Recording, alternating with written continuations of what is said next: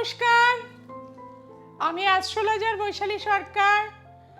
রবিবার রাত্রি ঠিক 9টায় আপনারা অপেক্ষা করেন সারাটা সপ্তাহ আপনারা কেমন কাটাবেন।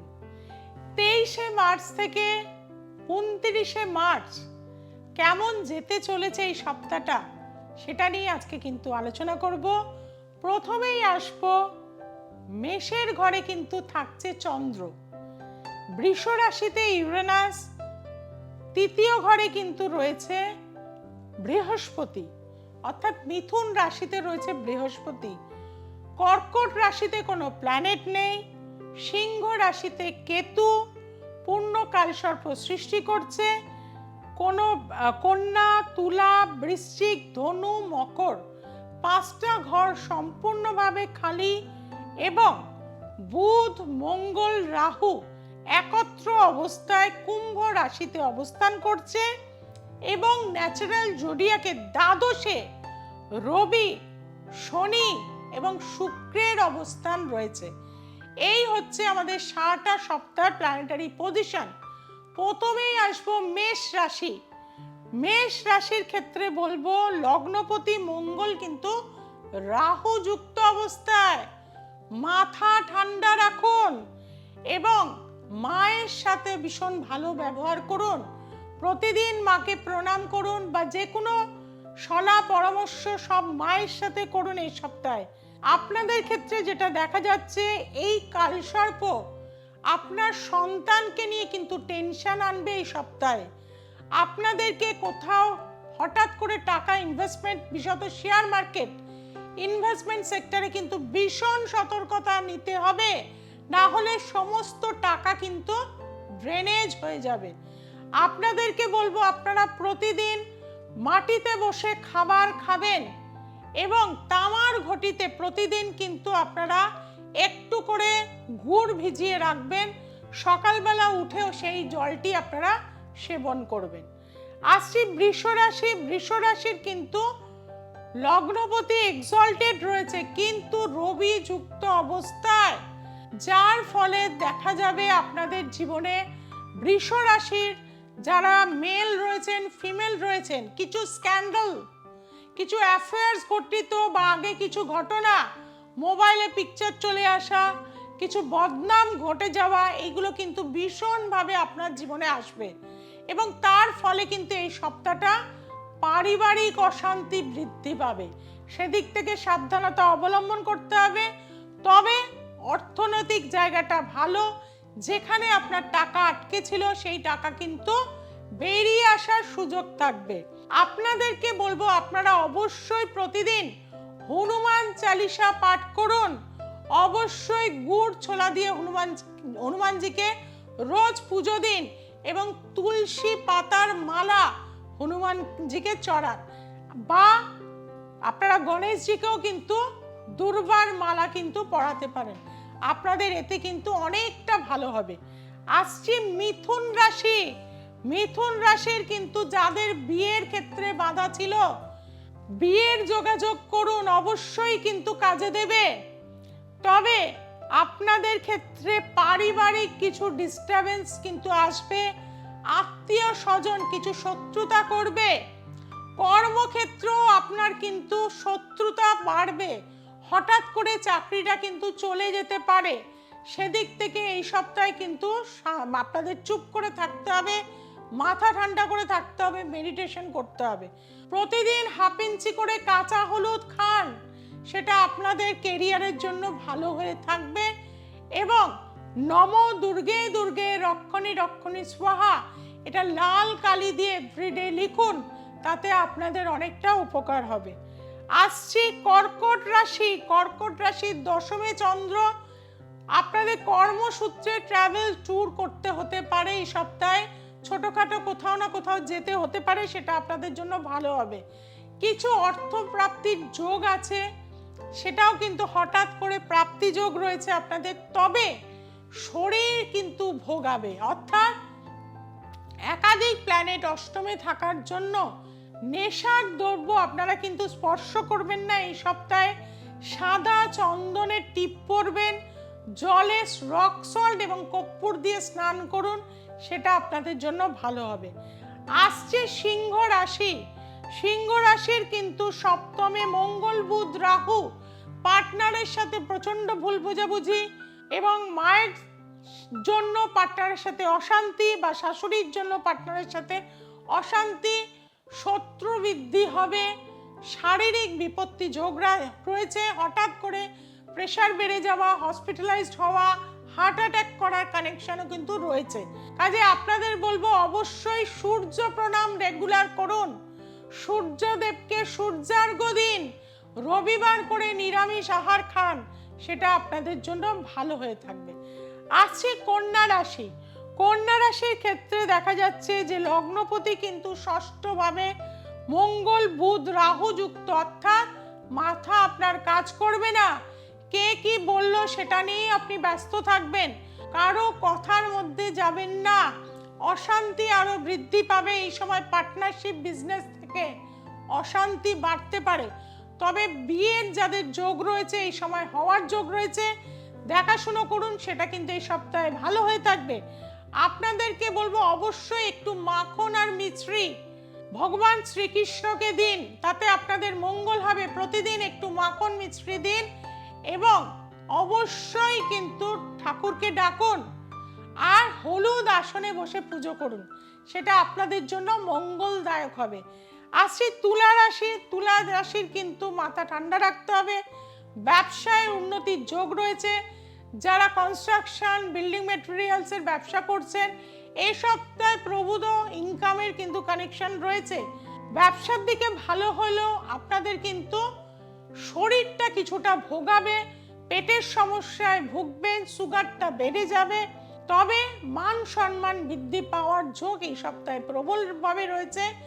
আপনাদের বলবো রূপো ভেজানো জল বা রূপোর গ্লাসে বা রূপোর থালাবাটি থাকলে তাতে যদি আহার করতে পারেন ভীষণ ভালো হবে। আর যাদের রূপো ব্যবহার করতে পারছেন না, তারা বাড়ি থেকে বেরোনোর সময় একটি করে লবঙ্গ চিবিয়ে এক গ্লাস জল খেয়ে বাড়ি থেকে বার হবেন। আসছি বৃশ্চিক রাশি। বৃশ্চিক রাশির কিন্তু নতুন বাড়িঘর হওয়ার যোগ রয়েছে। কোনো কমপ্লেক্সে বা কোনো ল্যান্ড কিনে ভালো জায়গায় আপনি বাড়ি করতে পারেন বা কনস্ট্রাকশন করতে পারেন। তবে কর্মক্ষেত্রে শত্রু বৃদ্ধি হবে এই সপ্তাহে। মায়ের শরীর স্বাস্থ্য কিন্তু ভীষণভাবে ভোগাবে। এই সপ্তাহে মাকে নিয়ে হসপিটাল ঘর করতে হতে পারে। আপনাদেরকে বলবো আপনারা অবশ্যই হাফ ইঞ্চি করে কাঁচা হলুদ খাবেন আর বাড়ির মেন দরজার দুপাশে কলা গাছ বসান। প্রতিদিন স্নানের পর সেখানে জল দিন। বাড়ির আয় উন্নতি বৃদ্ধি হবে, বাড়িতে শ্রী বৃদ্ধি হবে, করে দেখুন উপকার হবেই। আসছি ধনু রাশি। ধনু রাশির ক্ষেত্রে কিন্তু ব্যবসায়িক জায়গাটা খুবই ভালো। যাদের এতদিন বিয়ে হচ্ছিল না, বিয়ের যোগাযোগ করুন। তবে আপনাদের ক্ষেত্রে দেখা যাবে বাড়ির একটা রেকটিফিকেশন বা রিমডেলিং করার কিন্তু কানেকশন এই সপ্তাহে কিন্তু রয়েছে। মনটা আপনাদের যথেষ্ট ভালো থাকবে এবং আপনারা কিন্তু একটু ঘুরতে বেড়াতে এই সময় আনন্দ করতে চাইবেন। আপনাদেরকে বলবো আপনারা অবশ্যই কিন্তু এই সময় গীতা পাঠ করুন প্রতিদিন। জীবনে যে সুফল পাবেন সেটা যাতে স্থির থাকে, সেটা যাতে ধরে রাখতে পারেন, আপনাদের সমস্ত কিছুই যাতে পজিটিভ হয়, অবশ্যই গীতা পাঠ করুন এবং একটি সোনার চেন গলায় অবশ্যই রাখুন। আসছি মকর রাশি। মকর রাশির ক্ষেত্রে যেটা দেখা যাচ্ছে লগ্নপতি তৃতীয়ায়, রবি শনি বীজ যোগ, আপনাকে লোকে বদনাম দেবে, কিছু স্ক্যান্ডাল আপনার বেরিয়ে আসবে এবং শুধু আপনাদের না, বহু দেশের নেতা মন্ত্রীর এই সময় কিন্তু স্ক্যান্ডাল প্রচুরভাবে বেরোবে। কাজেই আপনাদের সাধারণ মানুষকেও বলবো লোকে যাতে ভুল না বোঝে, লোকে কোনো SMS বা আপনি খুব ক্যাজুয়ালি পাঠিয়েছেন সেটাকে নিয়ে কিন্তু একটা অশান্তি, বদনাম, অপযশ, থানা, পুলিশ হওয়ার যোগ রয়েছে। কাজে এইগুলো থেকে বিরত থাকুন। আপনাদের কিন্তু মানি অর্থাৎ ফ্রড হয়ে যাওয়াটা কিন্তু রয়েছে, কারো কোনো লিঙ্ক অবশ্যই কিন্তু অ্যাকসেপ্ট করবেন না। এবং সাদা চন্দন কাঠ অবশ্যই রাতে ভিজিয়ে রাখবেন কাঁচের গ্লাসে, সেই জল প্রতিদিন সেবন করুন। আসছি কুম্ভ রাশির। কুম্ভ রাশির ক্ষেত্রে আয়ের চেয়ে ব্যয় এই সপ্তাহে প্রচুর হবে এবং ইলেকট্রনিক গ্যাজেট হয়তো হারিয়ে যাবে, ভেঙে যাবে। কাউকে এই সপ্তাহে ধার দেবেন না, কারো থেকে ধার কিন্তু নেবেন না। আপনাদের বলবো মাথা ঠান্ডা রেখে চলতে হবে, পেশেন্স বাড়াতে হবে, 8 ঘন্টা করে মেডিটেশন রেগুলার করতেই হবে। আপনারা অবশ্যই কিন্তু জিরে আর মৌরি দুটো একসাথে ভিজিয়ে রেখে সকালবেলা করে জলটা খান। দেখবেন আপনাদের যে নেগেটিভ এনার্জি, নেগেটিভ থট, মাথা গরম হয়ে যাচ্ছে, কোনো কিছু ভালো লাগছে না, অ্যাংজাইটি বৃদ্ধি হচ্ছে, সেটা কিন্তু দূর হয়ে যাবে। আসি মীন রাশি। মীন রাশির কিন্তু শরীরটা একটু ডিস্টার্ব দেবে। মীন রাশির কিন্তু মানসিক জায়গাটা সন্তানকে নিয়ে চাপে পড়তে পারেন। তবে অর্থ এই সপ্তাহে আপনাদের আসার যোগ রয়েছে। নতুন বাড়ি বা নতুন ফ্ল্যাট বা গাড়ি কেনার যোগ কিন্তু এই সপ্তাহে প্রবলভাবে কিন্তু রয়েছে আপনাদের। সেটার দিকে মন দিন, সেটা আপনাদের জন্য ভালো হয়ে থাকবে। আপনাদের বলবো মিডল ফিঙ্গারে একটা সোনার আংটি পরে থাকুন এবং মা দুর্গার মন্ত্র নম দুর্গে দুর্গে রক্ষণী রক্ষণী স্বাহা এই মন্ত্রটা অবশ্যই করুন। এইভাবেই সারাটা সপ্তাহ আপনারা কাটান। আর যারা কঠিন সমস্যায় রয়েছেন, সমস্যা থেকে ওভারকাম করতে পারছেন না, কারণ আপনারা জানেন যে বৈশালী সরকারের প্রেডিকশন মানেই গ্যারেন্টি যুক্ত রেমেডি আপনারা পেয়ে যান। আর আমার প্রত্যেকটা প্রেডিকশন আপনারা দেখেছেন, আমি বলে গেছিলাম যুদ্ধকালীন পরিস্থিতি 2026-এর ফেব্রুয়ারির পর থেকে আমরা দেখতে পাবো, সেটাই কিন্তু দেখতে পাচ্ছি। প্রতিটা দেশের মধ্যে কিন্তু অভ্যন্তরীণ একটা অশান্তি, এমনকি ভারতবর্ষের বিভিন্ন স্টেটের মধ্যেও প্রবল অশান্তি কিন্তু আমরা দেখতে পাবো। বিভিন্ন রকম জঙ্গি নাশকতাগুলো প্রবলভাবে উঠে আসবে। তবে যেহেতু ভারতবর্ষের মঙ্গলের দশা, মঙ্গল মানেই হচ্ছে ভূমি, অর্থাৎ ভারতবর্ষের ভূমি কিন্তু এক্সপেন্ড হবে। কিভাবে না, যেগুলো দখলদারি হয়ে রয়েছে ভূমি, সেগুলো কিন্তু অবশ্যই ফেরত কিন্তু আসবে। কাজেই প্রত্যেকে ভালো থাকবেন। আর যারা কঠিন সমস্যায় রয়েছেন, সমাধান চাইছেন, একবার আমার কাছে চলে আসুন। যারা একবার আমার কাছে এসছেন তারা গ্যারান্টি যুক্ত কিন্তু রেমেডি পেয়েছেন, জীবনে কিন্তু সফলতা লাভ করতে পারবেন। তার জন্য কি করতে হবে, নিচে যে ফোন নাম্বার যাচ্ছে 6290513152, আরেকটি নাম্বার 8697339671-এ যোগাযোগ করে নিন। বহু জায়গায় আমার চেম্বার রয়েছে, সেখানে অবশ্যই যোগাযোগ করুন। আর মার্চ মাসে কিন্তু আমাকে যারা দেখাতে আসবেন, সম্পূর্ণ বিনামূল্যে গিফট হিসাবে থাকবে লাইভ হরোস্কোপ। যারা সেটা চাইছেন এখন থেকে কিন্তু নাম এনরোল করে নিতে হবে, কারণ প্রচুর মানুষ নাম অলরেডি লিখতে শুরু করে দিয়েছেন। বহু মানুষকে কিন্তু দেয়া অলরেডি শুরু হয়ে গেছে। এই মার্চ মাসেই কিন্তু এই অফারটি থাকবে। তার জন্য কিন্তু আপনাদের এখন থেকেই বুকিং করে নিতে হবে। আর যারা দূরের বন্ধুরা রয়েছেন, দেখাতে চাইছেন, রেমেডি নিতে চাইছেন, তাদেরকে বলবো যে অবশ্যই কিন্তু আপনাদের 6290513152 এই নাম্বারে যোগাযোগ করে নিতে হবে। আজ এই পর্যন্ত, সবাই খুব ভালো থাকুন। পরবর্তী এপিসোডে চোখ রাখুন। সোমবার, মঙ্গলবার, শুক্রবার এবং রবিবার রাত্রি ঠিক 9টায় দ্য এসেন্স অফ অ্যাস্ট্রোলজি দেখতে ভুলবেন না।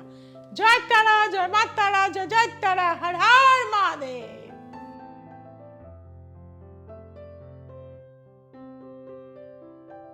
হ্যালো, আই এম দীপান্বিতা ঘোড়াই। I am from Nandakumar, Purba Midnapur. আমি ম্যামের কাছে 2024 সাল থেকে আসছি। আমাদের বাড়িতে কিছু প্রবলেম ছিল, বাস্তুগত প্রবলেম ছিল, ভৌতিক কিছু প্রবলেম ছিল, দিদির ভীষণ সমস্যা ছিল, আমারও কিছু সমস্যা ছিল এবং কেরিয়ার রিলেটেড আমার কিছুই হচ্ছিল না, চাকরি, পড়াশুনো। তারপর 2026-এ এসে আমাদের সমস্ত প্রবলেম সলভ হয়েছে। এখন আমরা খুবই ভালো আছি। আমি চাইবো আমার মতো যারা প্রবলেমে আপনারা সাফার করছেন, তারা ম্যামের কাছে একবার আসুন, ম্যামকে বিশ্বাস করুন, রেমেডিসগুলো ফলো করুন। যারা অন্য জায়গায় গিয়ে ঠকে যাচ্ছে, তারা একবার এখানে এসে দেখতে পারেন।